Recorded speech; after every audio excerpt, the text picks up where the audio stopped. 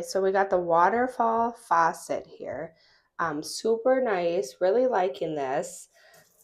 Couple things I really like about it is it does have the H for the hot and the C for the cold, which comes in handy when you're trying to teach kids how to use the sink and what to look for. And then it tells you like, hey, if you go more this way, this makes it more hot.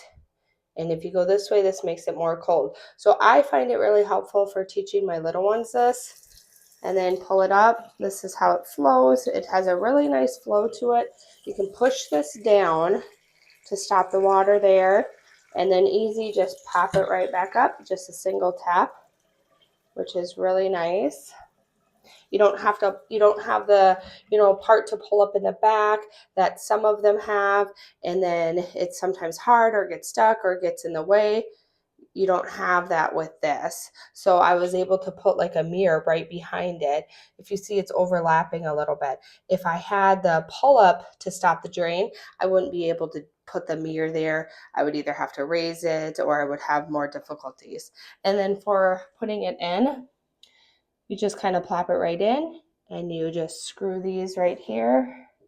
And it's super simple. Then connect it to your plumbing. Really easy, really straightforward. Instructions all come with it.